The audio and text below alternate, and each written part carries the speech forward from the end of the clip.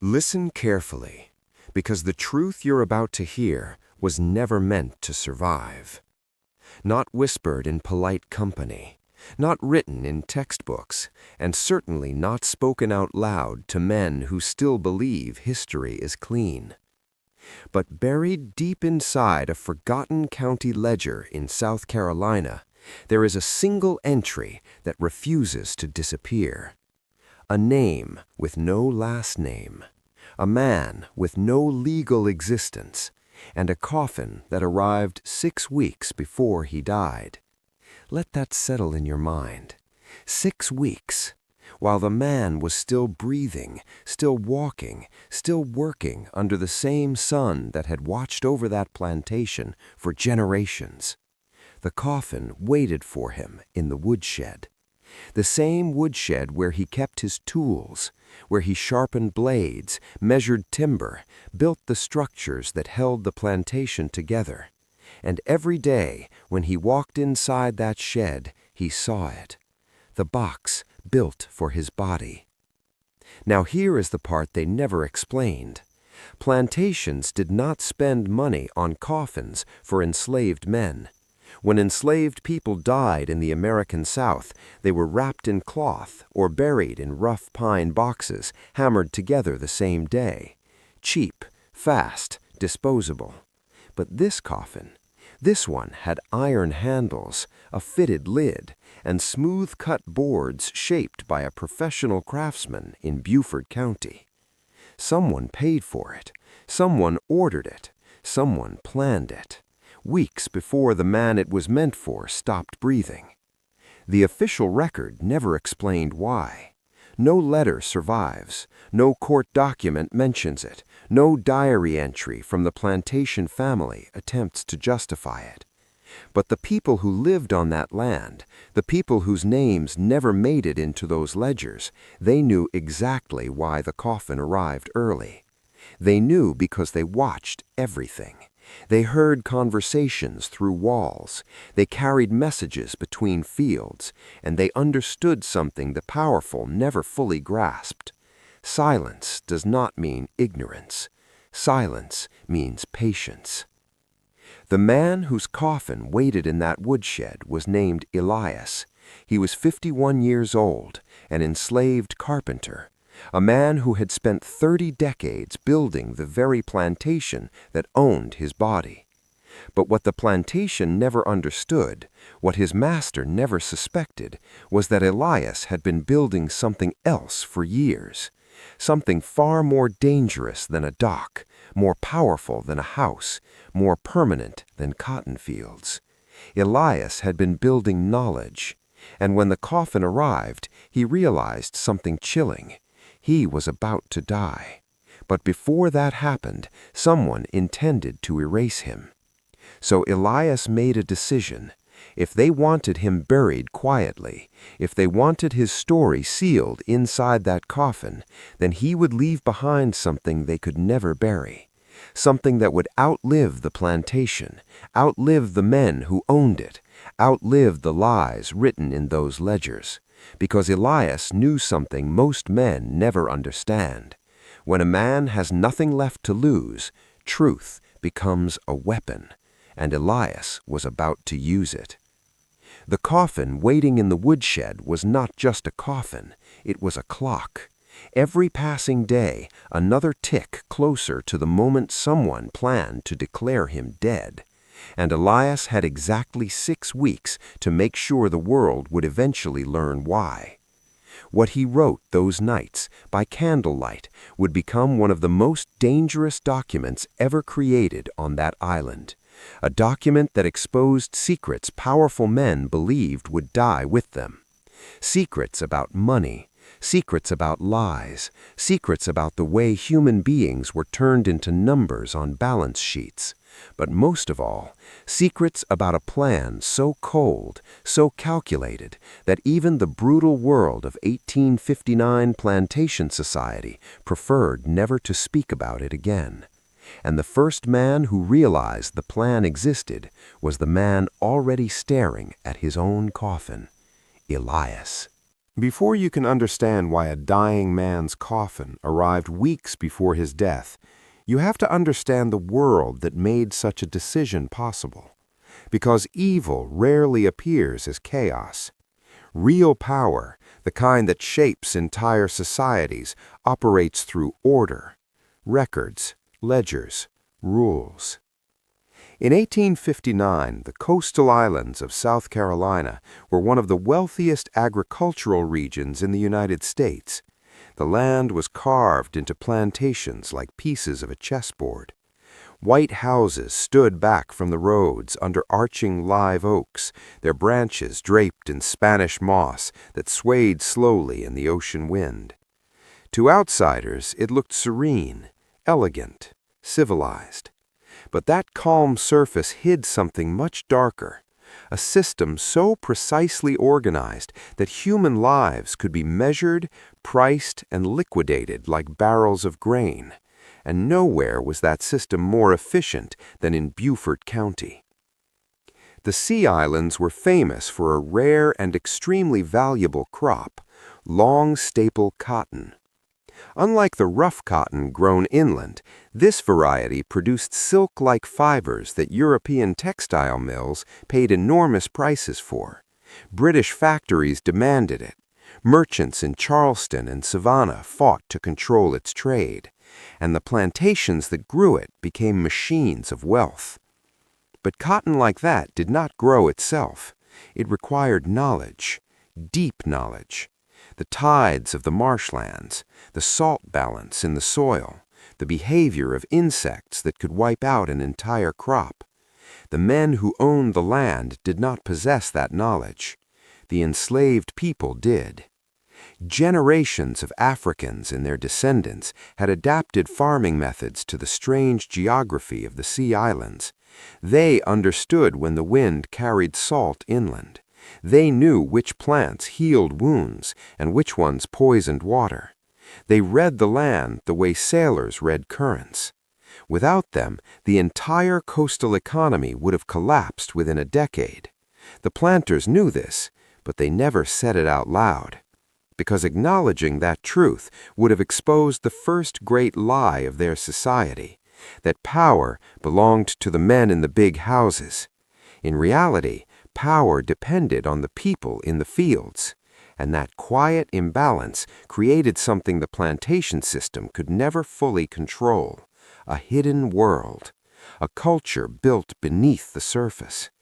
The enslaved communities of the Sea Islands developed their own language, now known as Gullah. It blended West African speech with English, creating something new, something outsiders rarely understood.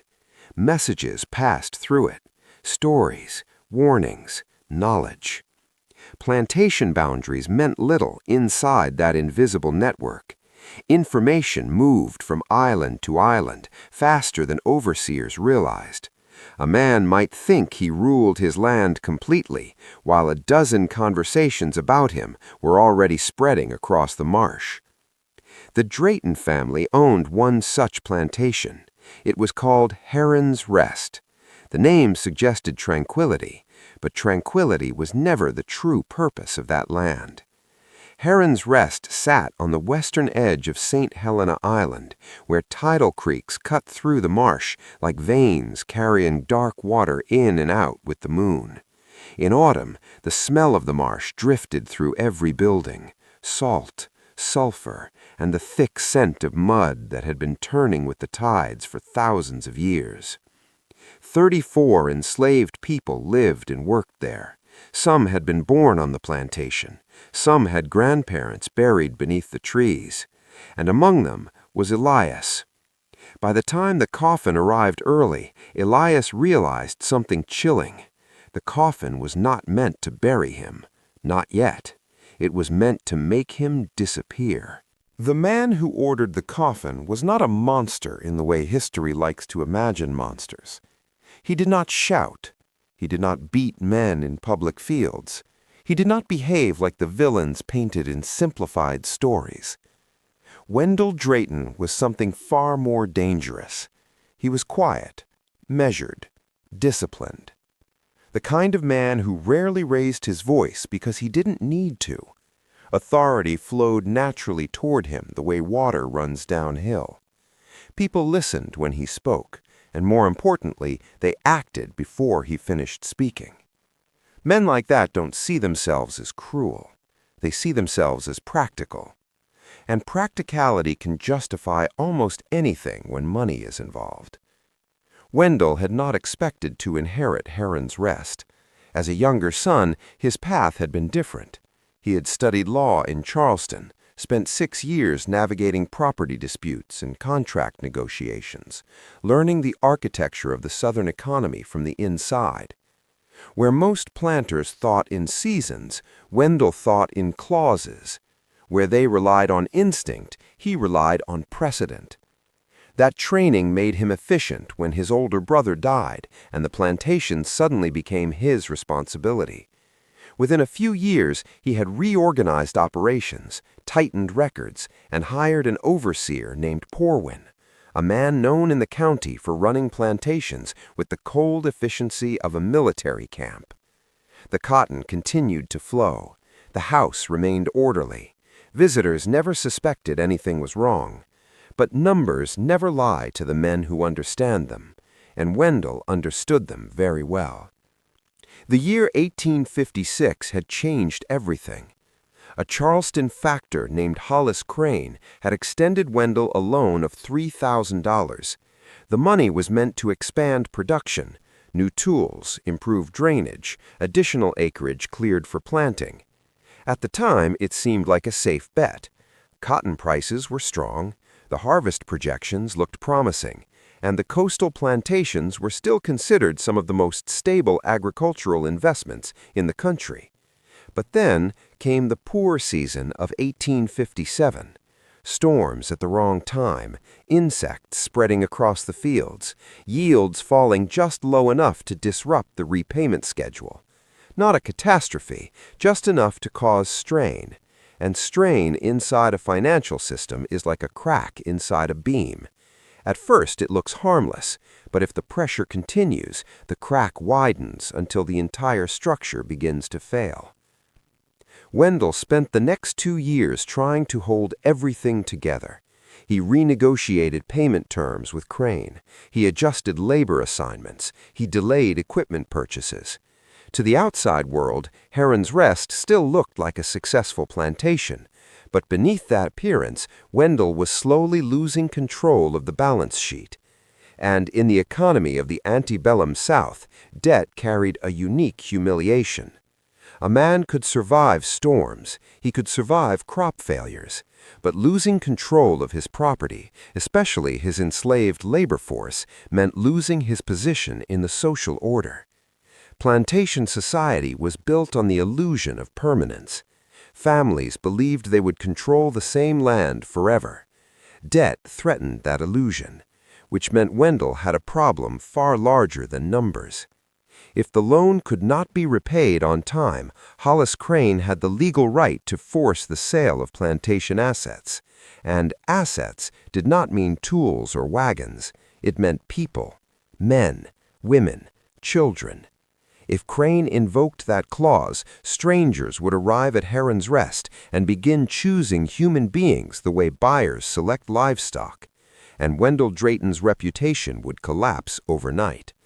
A planter forced to sell his enslaved workers was a man who had failed, a man whose neighbors would quietly distance themselves, a man whose family name would carry the scent of weakness. Wendell could not allow that to happen. So he began looking for a solution, a quiet one, a legal one, a solution that would reduce the plantation's financial exposure without triggering scandal. He examined the list of assets recorded in his own ledger. 34 enslaved people, each one carrying a monetary value assigned by previous appraisals. And among them, one name stood out, Elias, the plantation carpenter. For most of his life, Elias had been worth over $1,000. Even in declining health, he was still listed at $850. Selling him voluntarily could reduce the debt significantly. But there was a problem. a dangerous legal problem that Wendell understood better than most men in the county. Southern courts had developed something called the warranty of soundness. When an enslaved person was sold, the seller was expected to guarantee that the individual was healthy. If the buyer discovered a hidden illness after the sale, especially one that led to death, the courts could force the seller to return the money. And Elias was dying. Dr. Harlan Voss had already confirmed it. The disease eating his lungs would not reverse, which meant Elias could not legally be sold with enormous risk, unless he had already died. Not in reality, but in the records. That was the moment the lawyer inside Wendell Drayton began building a different kind of structure, a structure made not from wood or nails, but from paperwork. If a death certificate existed, if the county records declared Elias deceased, then legally speaking, Elias would no longer exist as property. He would vanish from the balance sheet. The plantation would appear financially lighter, and Wendell would avoid the legal dangers of selling a dying man. The coffin delivered early would support the story. When the real death came later, no one would question it. Everything would appear perfectly ordinary. It was a brilliant plan, cold, precise, legally insulated, the kind of plan only a trained lawyer would design. And it would have worked perfectly flawlessly, if not for one small detail Wendell never considered. The man he intended to erase was quietly watching him for years, and the carpenter understood something about structures. Every structure has a weak point, even the ones built on lies. Powerful men often believe they are the only ones paying attention. That belief is one of the oldest weaknesses in human history. Because while power speaks loudly, observation moves silently. And Elias had spent 3 decades doing exactly that. Watching, listening, measuring the world around him the same way he measured timber before cutting it. A carpenter learns quickly that mistakes are expensive. A beam placed half an inch wrong can collapse an entire frame. A joint cut carelessly can destroy months of work. So craftsmen learn patience. They watch before they act. They study the grain of the wood. They understand how pressure travels through a structure. Elias applied that same discipline to the plantation itself. Every house he repaired, every roof he framed, every dock he rebuilt after storms, placed him close to the lives of the people who believed they owned him. He worked near windows where conversations drifted outside. He stood quietly in rooms where men forgot he was there. He fixed doors while masters spoke freely, assuming the enslaved carpenter was just another tool in the room. But tools remember, and Elias remembered everything. By 1859, he understood the Drayton household better than the Draytons themselves. He knew Wendell's routines, the way the man paced when calculating something difficult, the habit of tapping a finger against ledgers when the numbers refused to cooperate, the restless way he stared toward the marsh when financial letters arrived from Charleston. Elias had watched the anxiety grow slowly over the years. It showed itself in small ways, tools that were not replaced when they wore out, orders for lumber becoming smaller each season, arguments between Wendell and the overseer that carried a sharper tone than before. And then there were the visits from Dr. Voss. At first, they seemed routine, a plantation physician crossing from Beaufort every few weeks to check on illnesses among the enslaved workers. That was normal. Disease could cripple production if it spread. But something about the doctor's attention toward Elias had changed. The visits became more frequent, more private. Sometimes Wendell himself stood nearby during the examinations, watching, listening carefully. Elias did not need medical training to understand what the doctor already knew. His lungs were failing. The cough had started as a nuisance months earlier. Now it tore through his chest like broken glass. Walking across the yard left him breathless. At night he sometimes woke choking, the taste of iron in his mouth. A man who spends his life working with physical structures learns to read the structure of his own body.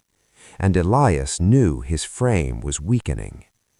The question wasn't whether he would die. The question was how long he had left. That knowledge did something strange to a man's mind. For most of his life, Elias had survived by being careful, silent, invisible. But once death became certain, the rules began to change. Fear loses its grip when the future disappears. And Elias had reached the point where fear no longer held power over him. That was when he began noticing the smaller details, details that confirmed the plan Wendell believed was still hidden. One afternoon he stood repairing a cracked beam inside the woodshed when he saw Wendell through the study window. The master was writing a letter, carefully, slowly, the way lawyers write when every word matters. When the letter was finished, Wendell sealed it with wax and handed it to a servant with instructions to deliver it to Beaufort. Elias didn't know the exact contents of the letter, but he recognized the timing. 3 days later, Dr. Voss arrived again. The physician spoke quietly with Wendell on the back porch before examining Elias. The examination was brief, too brief. Doctors usually listened longer to a man's lungs when the illness was serious. But this time Voss seemed more interested in confirming something than discovering it. That was the moment the pattern became clear. The doctor, the letter, the sudden appearance of a coffin weeks before death. The pieces aligned inside Elias's mind like beams forming a frame. And once he saw the structure, he could not unsee it.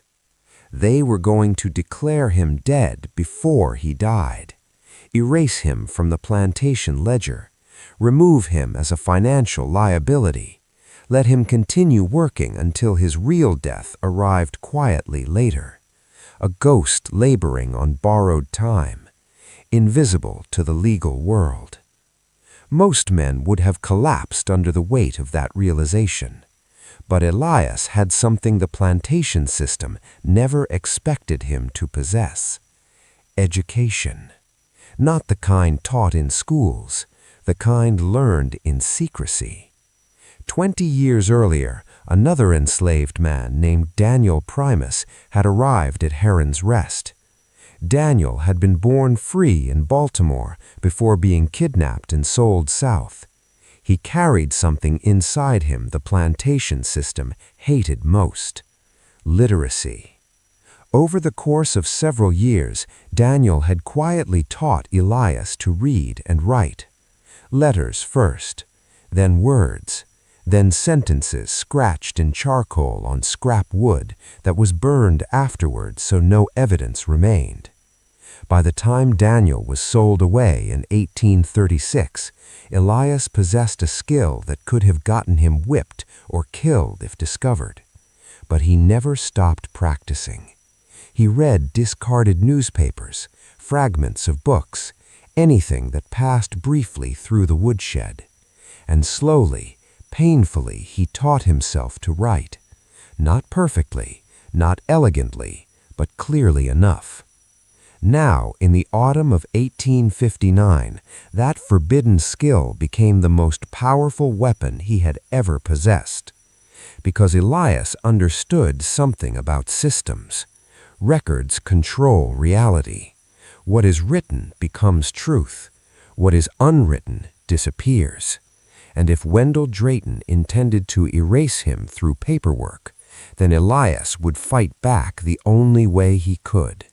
By writing something the plantation could never control, something dangerous enough to survive even after he was buried. The coffin in the woodshed had started a clock. and every night that passed brought Elias closer to the moment his name would vanish from the official world. But before that happened, he intended to leave behind a record of his own, a record that powerful men would spend decades trying to pretend never existed. Writing in secret on a plantation was not simply dangerous, it was nearly impossible. Paper was rare among enslaved workers, ink was rarer, and anything written could become deadly evidence if discovered by the wrong eyes. Plantations were designed to prevent exactly this kind of independence. Knowledge was considered a form of rebellion. Literacy among enslaved people was feared because written words could travel farther than spoken ones. But Elias had spent years solving practical problems. A carpenter does not complain about missing tools, he improvises. Inside the woodshed where the coffin waited, Elias had access to something almost as useful as paper: thin cedar shavings. When planing boards smooth, curls of wood peeled away in long, delicate strips. Most were tossed aside or burned as kindling, but the flatter ones could hold marks. Not permanently, like ink on paper, but long enough to record thoughts before hiding them. Elias began collecting the widest shavings each day. At night, after the plantation fell quiet, he used a sharpened nail to scratch words into the soft wood. The work was slow, painfully slow. His cough interrupted him often. Some nights he managed only a few sentences before exhaustion forced him to stop. But the story grew piece by piece. Not a complaint, not an emotional outcry. Elias wrote like a craftsman building a structure, carefully, logically, step by step. He described Heron's Rest as it truly operated: the labor system, the crop schedules, the way knowledge from enslaved workers shaped every successful harvest. He recorded the names of the 34 people living there, their skills, their families, details the plantation ledgers ignored. Then he began writing about the finances. That part required the most patience, but carpenters spent time inside the big house more often than field hands. Repairs brought Elias close to rooms where plantation records were kept. He had seen enough ledgers over the years to understand their patterns: dates, payments, debts recorded in neat columns. Elias could not remember every number perfectly, but he remembered the shape of the problem. The loan from Charleston, the declining harvest yields, the growing tension in Wendell's behavior. He described it all as best he could. Not because he believed anyone would rescue him. By that point, Elias already understood the truth. No one was coming. The law existed to protect men like Wendell Drayton. An enslaved carpenter accusing a plantation owner of fraud would be laughed out of court if he survived long enough to speak. But Elias wasn't writing for the courts. He was writing for the future. For people who might one day ask questions the plantation system never wanted answered. Night after night he worked under the weak light of a stolen candle stub.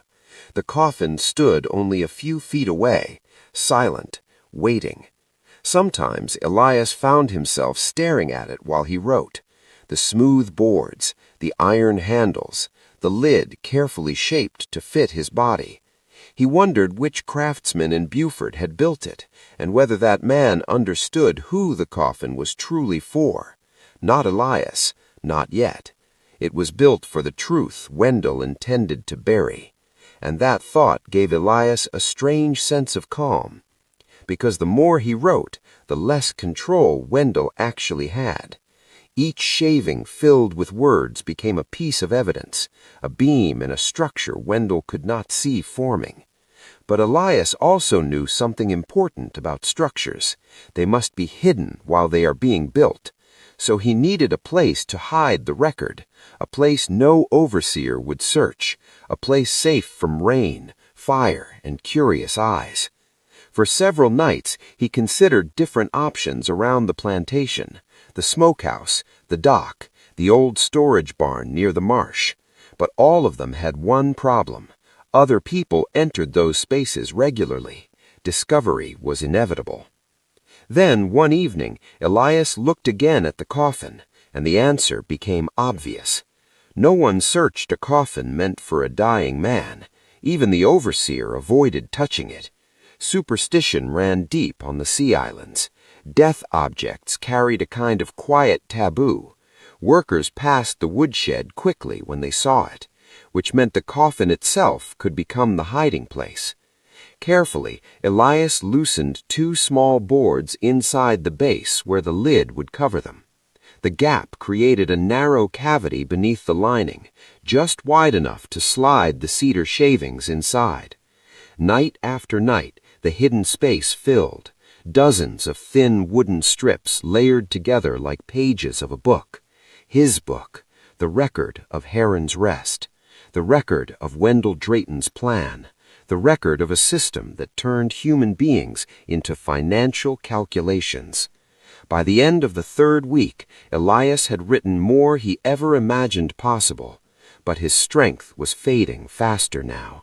The cough worsened. Blood appeared more frequently. Walking across the yard required long pauses to breathe, and that meant something else was approaching, the moment Wendell had planned from the beginning. Because if the lawyer's scheme was correct, the official death certificate would appear soon, and when it did, Elias would vanish from the world of records, declared dead while still breathing, a ghost working the last days of his life, unless he finished the story first. But what Elias didn't yet realize was that someone else on the plantation had begun noticing the strange pattern of his nightly visits to the woodshed. Someone who was not supposed to see what he was doing. Someone whose decision in the coming days would determine whether the truth he was writing survived or disappeared forever with him inside that coffin. The first person to notice something unusual about Elias was not the overseer, not Wendell, not the plantation doctor. It was a 12-year-old boy. His name was Samuel. On plantations like Heron's Rest, children moved through spaces adults often ignored. They carried water, fetched tools, delivered small messages between buildings. Most adults barely noticed them unless work went unfinished. But children noticed everything. Samuel had been born on the plantation. His mother worked in the main house kitchen, and his daily chores often sent him across the yard between buildings. That was how he began seeing Elias disappear into the woodshed late at night. At first, it meant nothing. The carpenter had always spent long hours around tools. No one questioned it. But Samuel noticed something different. The candlelight. It appeared almost every night, long after the other buildings went dark. Sometimes the light flickered for hours, and sometimes Elias stayed inside, even when the coughing grew so loud it echoed across the yard. One evening, curiosity pulled the boy closer. He approached quietly along the fence line, careful not to crunch the oyster shells scattered across the ground. Through a crack between the boards, he saw something strange. Elias wasn't working on tools. He was sitting beside the coffin, scratching marks into a thin strip of wood. The boy watched for several minutes, confused. Adults usually hid things from children by simply ignoring them, but when Samuel saw Elias slide the wooden strip into a gap inside the coffin, he understood that this was something meant to stay secret. And secrets were dangerous on plantations. Samuel could have run to the overseer immediately. Some children did exactly that when they saw something unusual. Reporting strange behavior sometimes brought small rewards, extra food, fewer chores, small privileges that meant a lot in a harsh world. But Samuel didn't run. Instead, he waited until Elias finished and stepped outside. The old carpenter nearly collapsed when the coughing returned. Samuel watched him lean against the shed wall for several minutes before slowly walking back toward the cabins. That was when the boy realized something else. Elias was dying. Even a child could see it now. The man who once carried heavy beams across the yard could barely hold himself upright.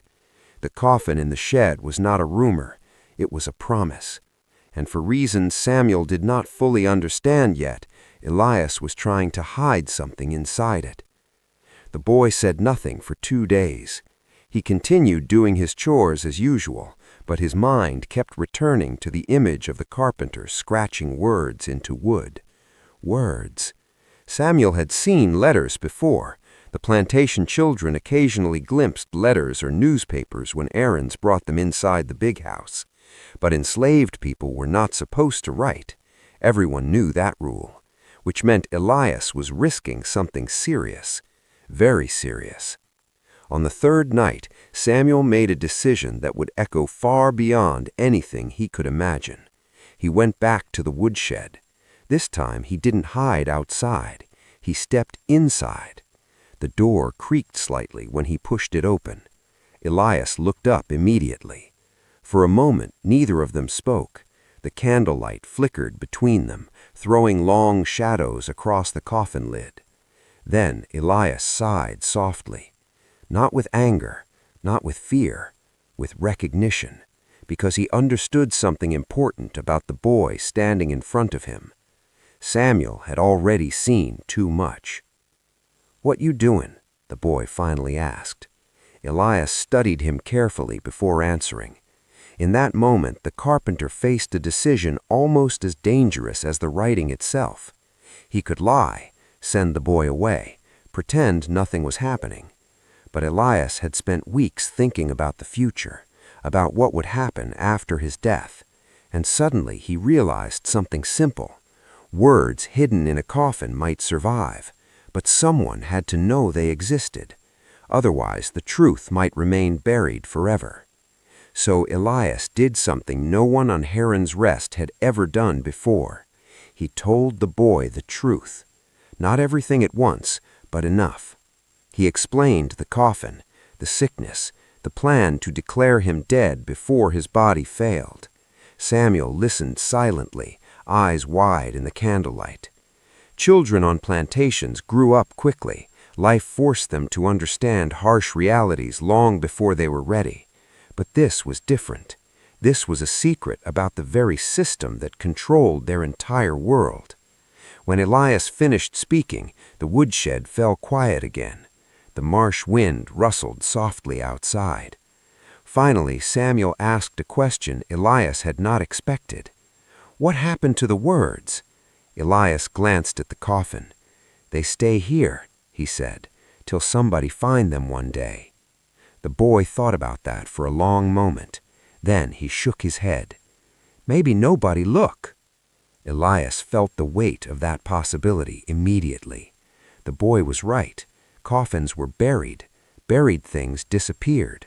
And if the plantation continued operating normally after his death, no one would have a reason to open it again. Samuel stepped closer to the coffin. "You teachin' me read," the boy said quietly. The sentence hung in the air like something fragile, because what Samuel had just asked for was forbidden, illegal in many parts of the South, punishable by violence if discovered. But Elias understood the deeper meaning behind the request. The boy wasn't just curious, he was offering something, a way for the story to survive beyond the coffin. If Samuel learned to read the words Elias was writing, the truth would no longer depend only on hidden wood strips inside a burial box. It would live inside another human mind. Elias looked at the boy for a long time. Outside, the tide was rising in the marsh. The night air carried the smell of salt and mud. Finally, he nodded. "Tomorrow night," he said. And with that quiet agreement, the plantation's most dangerous secret gained its first witness. A witness who would soon discover that the coffin in the woodshed was not the only part of Wendell Drayton's plan. Because even as Elias wrote his final record, the lawyer inside the big house had already begun setting the final pieces of his scheme into motion. Pieces that would bring strangers to Heron's Rest. men whose arrival meant the time left on Elias's clock was running out far faster than he realized. 3 days after Samuel first stepped into the woodshed, a boat appeared in the creek. On plantations along the sea islands, boats were the lifelines that connected isolated land to the outside world.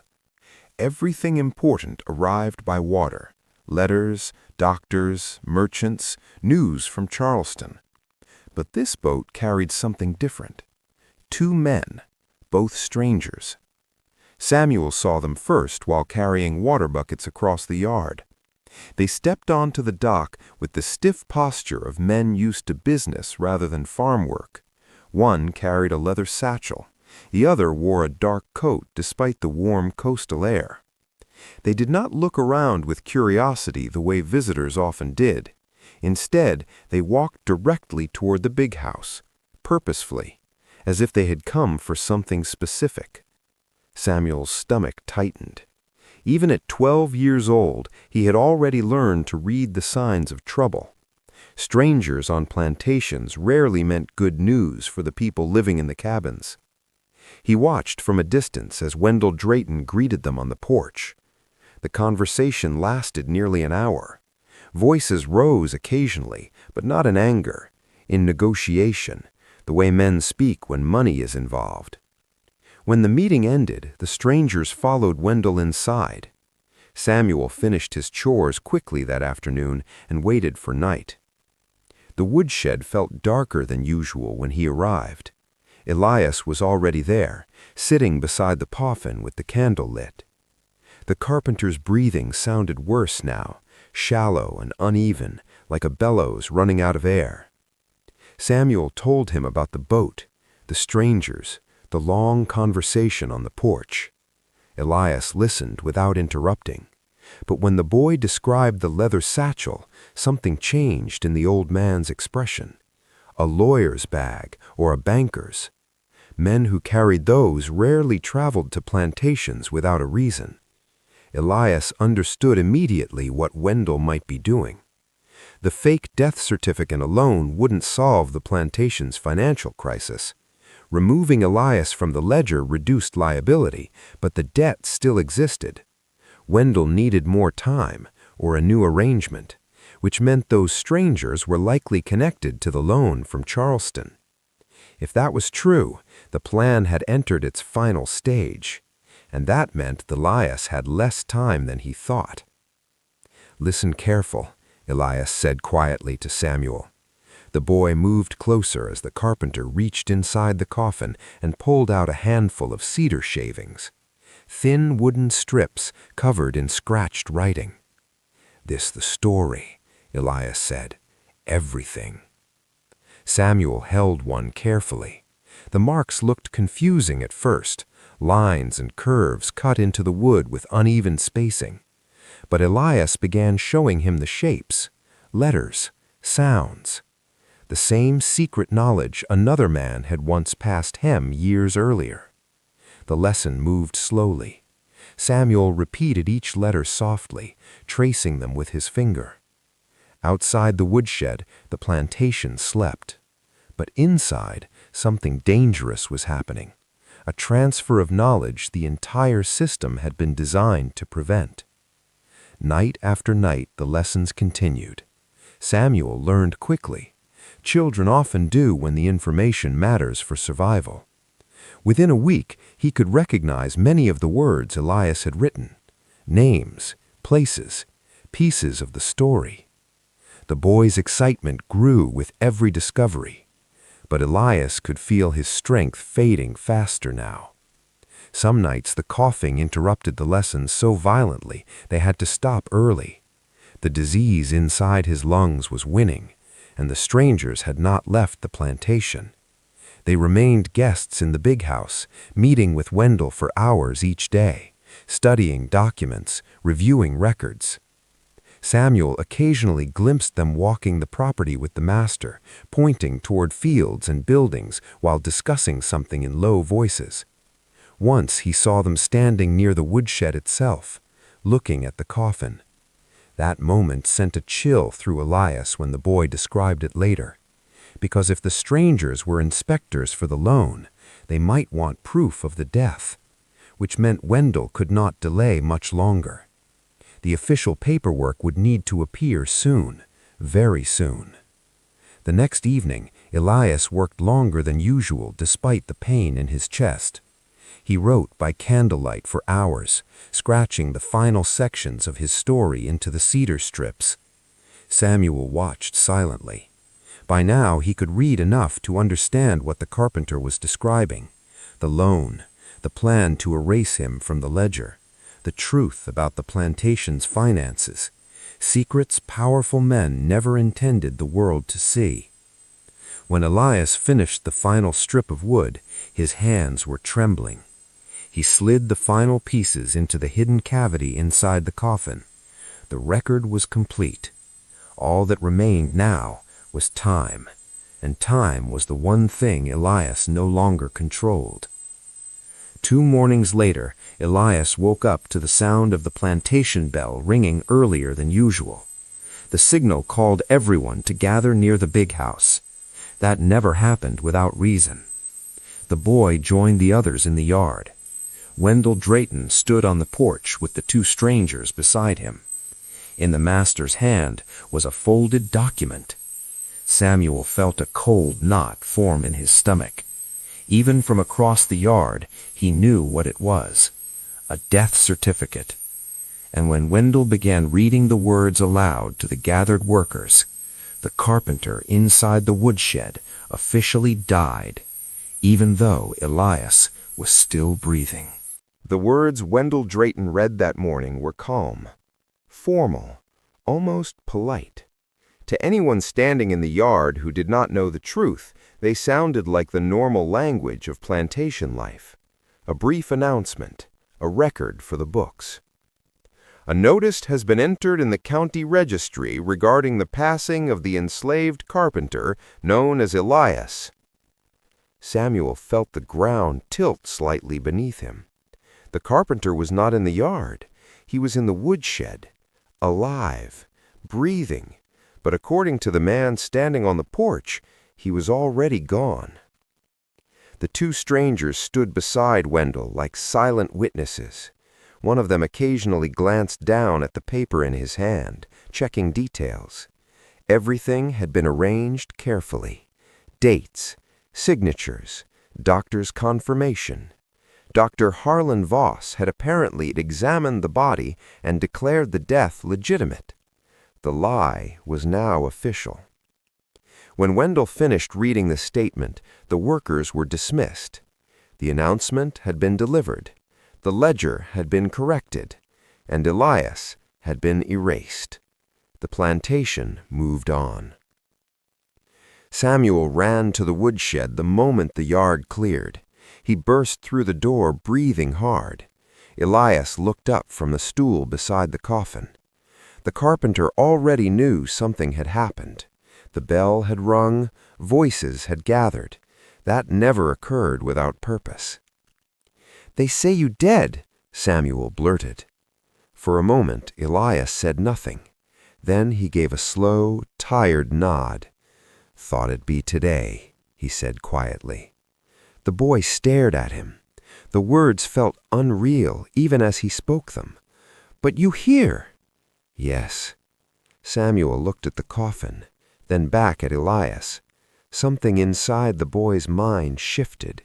He was beginning to understand the full meaning of what Wendell had done. The carpenter was not just being erased from records, he was becoming invisible. If the law believed Elias was dead, then legally he no longer existed, which meant something terrifying. If anything happened to him now, no one outside the plantation would ever question it. A man who was already dead could not be murdered. The realization hit Samuel like cold water. "They going to bury it," the boy said, pointing at the coffin. "Yes," Elias replied. "And when they do, the words go with it." The woodshed fell silent again. For weeks, Elias had believed hiding the record inside the coffin was the safest choice. Now it suddenly felt like a trap. because Wendell's announcement meant the burial would likely happen soon, very soon. The plantation needed the illusion to appear complete. A death certificate without a funeral would invite questions. The strangers from Charleston were still on the property. They would expect to see the process finished. Samuel looked down at the coffin again.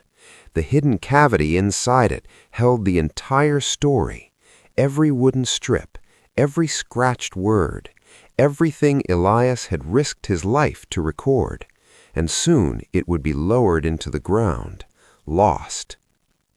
The boy's voice came out softer this time. "We move them." Elias shook his head slowly. No time. But Samuel was thinking faster now. Children often see possibilities adults miss because they are not trained to accept limits. "You build dock," the boy said. "Yes." "You build smokehouse." "Yes." "You build floor in big house, too." Elias understood the direction of the boy's thinking.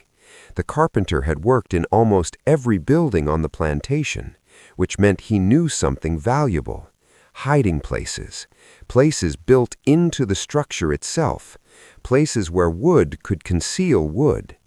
Samuel stepped closer. "Hide words in house." Elias hesitated. The idea carried enormous risk. The big house was the one place on the plantation where enslaved workers had the least freedom to move unnoticed. Servants were watched carefully. Rooms were cleaned daily. But Samuel's eyes were bright with urgency. Coffin go in ground, house stay.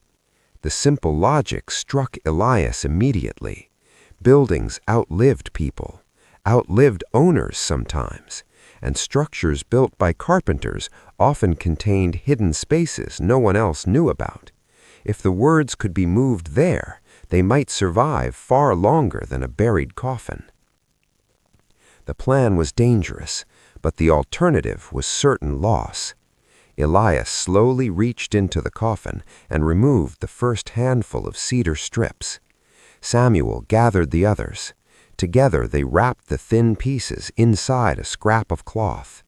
The entire record now fit inside a small bundle, years of truth compressed into something that could disappear inside a wall. Elias stood carefully. His legs shook beneath him. The walk to the big house would be slow, painful, and incredibly risky. But for the first time since the coffin arrived, there was still a chance the story might survive. Samuel looked toward the door. "Now," he whispered, because the strangers from Charleston were still on the plantation, and if Wendell Drayton truly intended to complete his plan, the funeral for a man who wasn't dead could happen at any moment, which meant Elias and the boy had only one chance to hide the truth before the world buried it forever. Moving through the plantation yard in daylight was impossible. Elias understood that immediately. The moment the master had announced his death, the illusion required a body. The workers would expect to see the coffin moved soon. The overseer would likely check the woodshed before the burial, which meant Elias needed to disappear before anyone looked inside. Fortunately, plantations followed predictable rhythms. Morning meant work.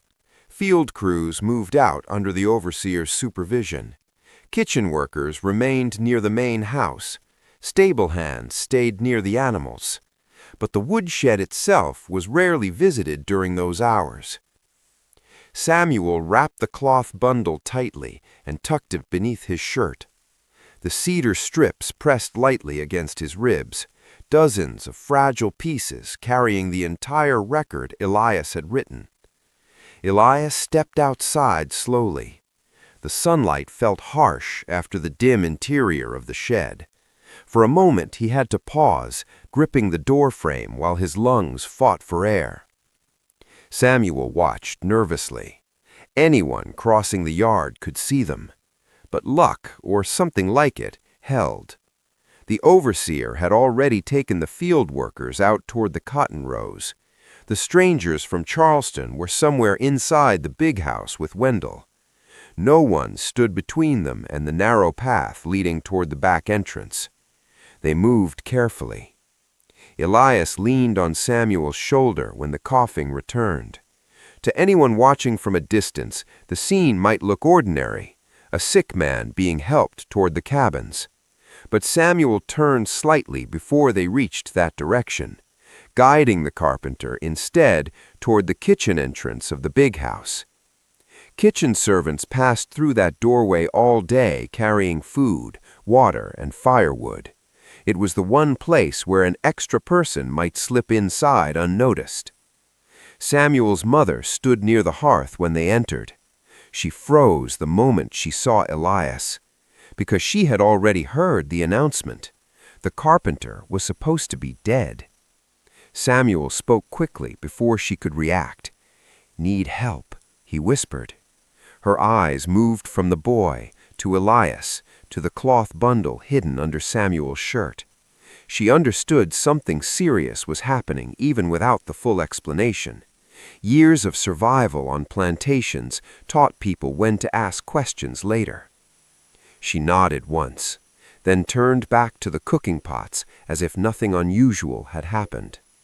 That silent permission opened the path deeper into the house. Elias had worked in the building many times over the years. He knew the floor plan well. The parlor, the study, the guest rooms where the strangers were likely meeting with Wendell at that very moment. But the place he needed was somewhere else, the front hallway staircase.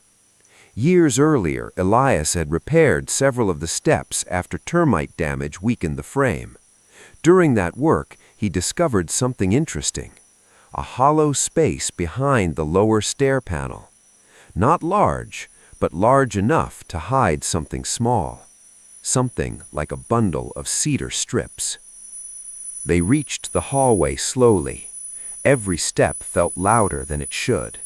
Samuel's heart hammered so loudly he was sure someone would hear it. Voices drifted faintly from the study down the hall. Wendell and the strangers were still talking. Good. That meant their attention was elsewhere. Elias knelt carefully beside the staircase. The movement sent another wave of coughing through his chest. Samuel glanced toward the study door nervously, but the voices continued uninterrupted. Elias slid his fingers beneath the edge of the stair panel. The carpenter's touch was precise even now. He knew exactly where the nails had been placed years earlier. One small section loosened with gentle pressure. The wood shifted just enough to create a narrow opening. Samuel quickly removed the cloth bundle and handed it over. For a moment, Elias held it in his hands. The entire record of Heron's Rest, every truth he had managed to preserve. Then he slid it carefully into the hollow space behind the stair. The cloth disappeared into darkness. Elias replaced the panel and pressed it back into position. From the outside, nothing looked different. Just another section of polished wood along the staircase, hidden in plain sight. The work was done. The truth had been moved from the coffin. Samuel exhaled slowly, but relief lasted only a few seconds, because footsteps suddenly echoed from the study hallway. The door opened. Wendell Drayton stepped out, followed by the two strangers, and the plantation owner stopped instantly when he saw them. Standing beside the staircase, the man who had just been declared dead, alive. For the first time since the coffin arrived, Wendell Drayton's carefully controlled expression cracked. Not with anger, with shock. Real, visible shock. The illusion he had constructed in official records had just been shattered inside his own house. For several seconds, no one moved. The strangers looked from Wendell to Elias to Samuel. Confusion spread across their faces, because according to the document Wendell had shown them earlier, the carpenter should already be buried. And now The dead man was standing in the hallway of the very house that owned him. Elias straightened slowly, despite the pain in his chest. He looked directly at Wendell. The silence between them felt heavy enough to break. Finally, the carpenter spoke. "Seems I ain't dead yet." The words hung in the air like a crack in the foundation of Wendell Drayton's perfect legal plan. And for the first time since the scheme began, the lawyer realized something had gone terribly wrong. Because the one thing his plan could never survive was a witness who refused to disappear. For several long seconds, no one spoke. The hallway seemed to shrink around the four men standing there. Wendell Drayton, the two strangers from Charleston, and the man whose death certificate was already filed in the county records. Alive, breathing, standing inside the very house where the lie had been written. The first stranger, the one carrying the leather satchel, looked slowly toward Wendell. "Mr. Drayton," he said carefully, "you informed us this individual had already passed." His tone wasn't angry, but it carried something Wendell understood immediately: legal concern.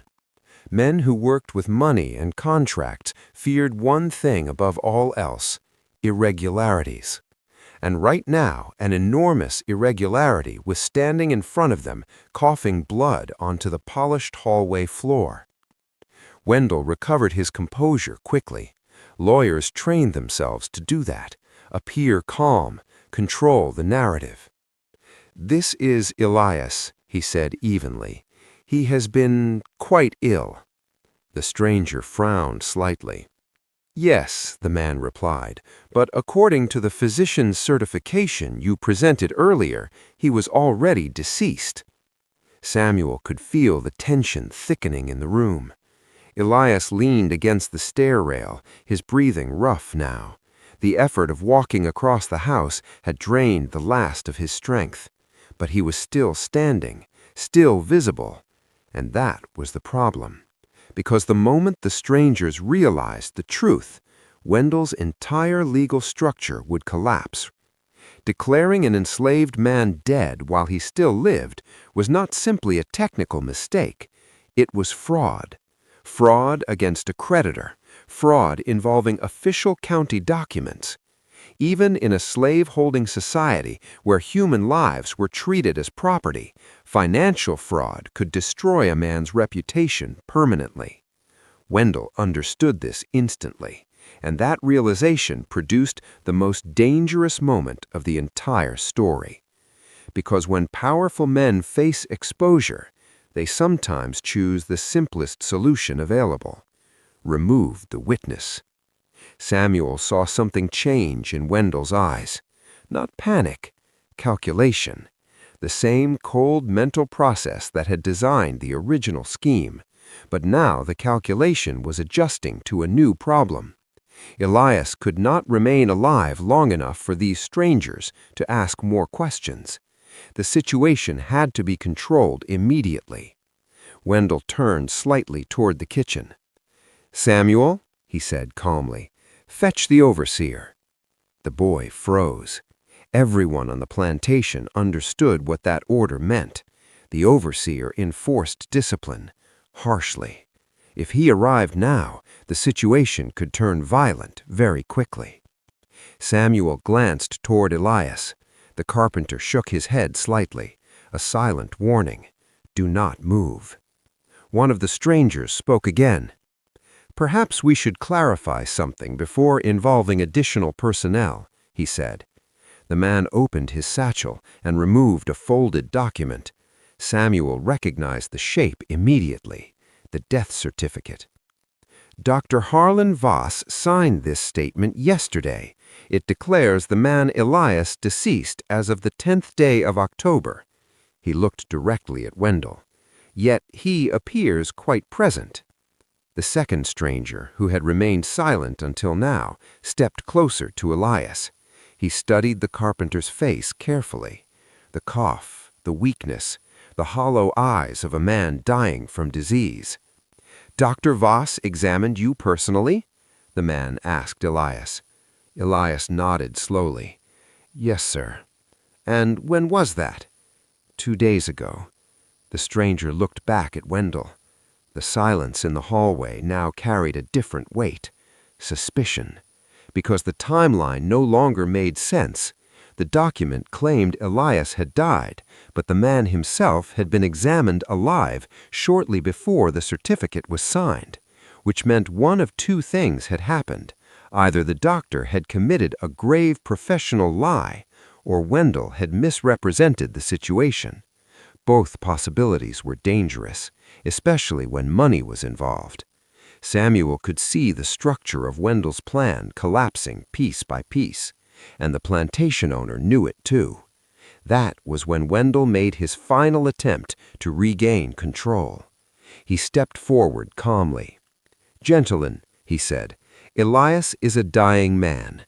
His condition worsens by the hour. The certificate was prepared early to simplify the estate records." The explanation sounded smooth, reasonable even, but the first stranger's expression hardened slightly.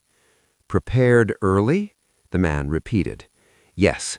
For a man still living?" Wendell did not answer immediately, because there was no safe answer. The silence itself became an admission, and the stranger slowly folded the document again. "I see," he said quietly. At that moment, Elias began coughing violently. This time he could not hold it back. Dark blood spotted the floorboards. Samuel rushed forward to steady him. The carpenter's legs nearly gave way. The second stranger watched the scene carefully. Then he spoke in a low voice. "I believe the man is indeed dying." He turned to Wendell. "But I also believe, Mr. Drayton, that the county records have been misled." The word hung in the air. Misled. A polite way of saying something far more serious. Fraud. The stranger slid the death certificate back into his satchel. "I think our discussions regarding your financial situation will need to pause until certain matters are clarified." For the first time since the morning announcement, Wendell Drayton had lost control of the room. And somewhere inside the big house, hidden behind the staircase panel, the record Elias had written waited silently. Proof of the truth. Proof that the plantation's carefully maintained illusion had finally begun to crack. But Elias himself was reaching the end. His body could not hold out much longer. And before the truth buried inside that staircase could ever reach the outside world, one final moment still had to happen. The moment when the dying carpenter would decide exactly what his last words would be. Elias knew his body was failing. Not in the distant way people sometimes imagine death approaching, but in the immediate, undeniable way a carpenter recognizes when a beam has cracked beyond repair. Every breath now felt shallow. Air moved through his chest with a faint whistling sound that no amount of effort could quiet. Samuel could feel the weight of Elias leaning heavier against him. The boy tried to hold him upright, but the carpenter's strength was draining rapidly.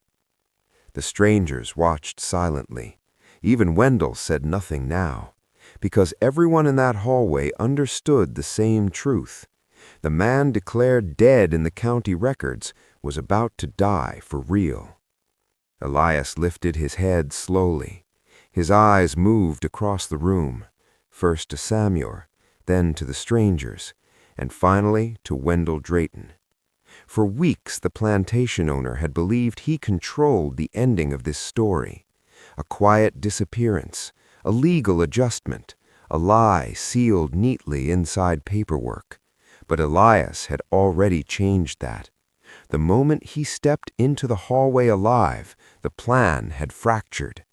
Now the only question left was how much of the truth would escape before he was gone. The second stranger, the one who had examined Elias more carefully, stepped closer. "What is it you wish to say?" the man asked softly. Elias did not answer immediately. Instead, he placed one shaking hand on Samuel's shoulder. The gesture looked simple, but it carried a quiet instruction. The boy understood. Elias was not speaking only for the people in the hallway. He was speaking for the future, for whoever might one day hear the story Samuel would remember. Elias turned back toward the strangers. "You keep records," he said slowly. The first man nodded. "Yes." "Numbers?" "Yes." Elias coughed again, forcing the words out through pain. "You write what men worth." The stranger hesitated. "That is part of the system, yes." Elias nodded weakly. Then he looked toward Wendell again. "System lie." The statement hung in the air, not shouted, not dramatic, just quiet truth spoken by a dying man. Samuel could see something shift in the stranger's expressions. They were not plantation owners. They were financial men, merchants, credit agents. They understood numbers, but Elias was pointing to something deeper than numbers. "You write me worth $800, Elias continued. His voice was fading now. "But I build this place." He lifted a trembling hand and pointed around the hallway. "Dock," a breath.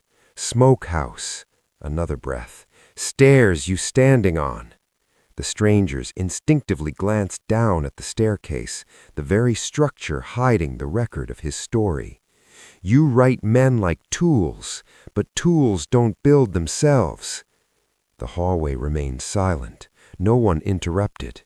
Even Wendell said nothing, because the man speaking now had nothing left to fear, and truth spoken by someone with nothing left to lose carries a different kind of weight. Elias turned his head slightly toward Samuel again. The boy's eyes were wide, memorizing every word. Elias saw that, and he understood something important. The record inside the staircase might survive, or it might not.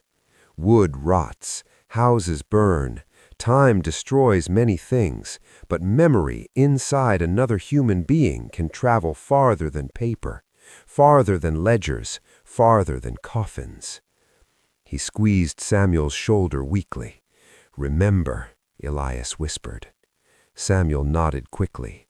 "I will." The carpenter closed his eyes briefly. When he opened them again, he looked one last time toward Wendell Drayton. The plantation owner stood perfectly still, but the illusion of control he had carried for so long was gone now, because the secret he tried to bury had already escaped the coffin. It had already reached witnesses. Elias gave the faintest smile, not of victory, but of completion. The work was finished. The structure he had spent his final weeks building, the record, the witness, the truth, now existed beyond his own life. His knees finally gave way. The strangers stepped forward as Samuel tried to hold him upright, but Elias was already slipping beyond their reach. His final breath left his body quietly in the hallway of the house he had helped build. And this time, when the silence returned, the carpenter was truly gone. But the story he left behind was only beginning. Because years later, long after Wendell Drayton and the plantation system itself had vanished, workers repairing that same staircase would discover something hidden behind the wood, a small cloth bundle. Inside it, dozens of thin cedar strips covered in scratched writing. The record of a man who refused to disappear quietly. A record that historians would later call one of the most haunting first-hand accounts ever recovered from the plantation era. The words of Elias. The plantation called Heron's Rest did not survive the century. Within 2 years of Elias's death, the United States was torn apart by the American Civil War. Plantations across the South collapsed as the war disrupted the entire economic system built on enslaved labor. Fields were abandoned, families fled, Records were lost, burned, or scattered. And in 1863, when Abraham Lincoln issued the Emancipation Proclamation, the legal structure that had allowed men like Wendell Drayton to treat human beings as financial assets began to unravel. Heron's Rest was no exception. By the end of the war, the Drayton family had lost control of the property. Debt, which Wendell had tried so carefully to hide, finally consumed the plantation completely. The big house remained standing for decades, but it changed hands several times. Formerly enslaved families returned to the island as free people. Some became laborers, some fishermen, some landowners themselves, in small ways the old system never allowed. Samuel grew up in that changing world. The boy who once stood in the woodshed beside a dying carpenter eventually became an old man himself. He told the story often, about Elias, about the coffin, about the moment a man declared dead walked into the big house alive. Many listeners believed him, some didn't, because stories passed through memory always carry small changes over time.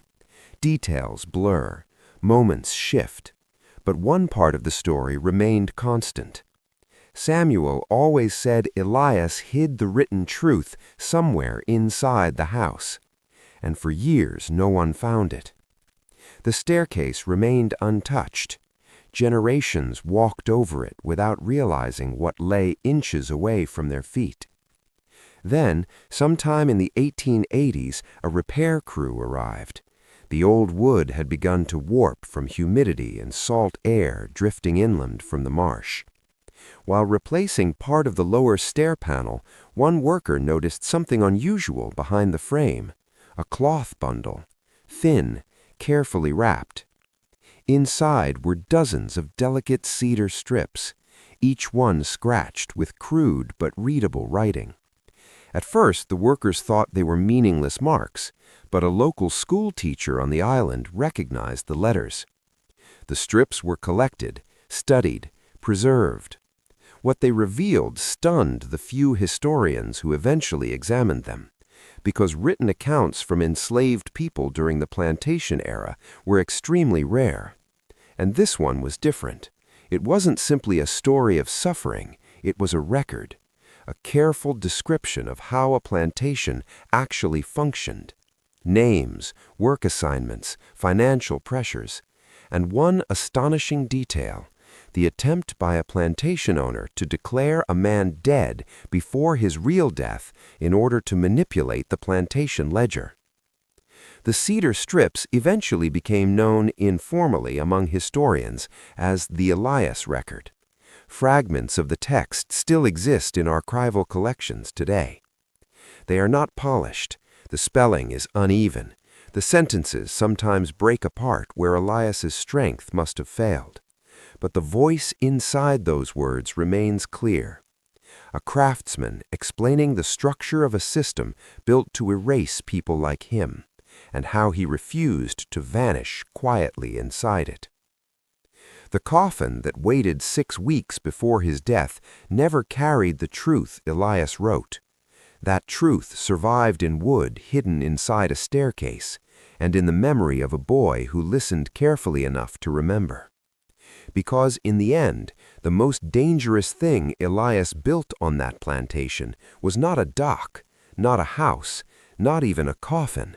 It was a story, one that powerful men tried to bury, but failed.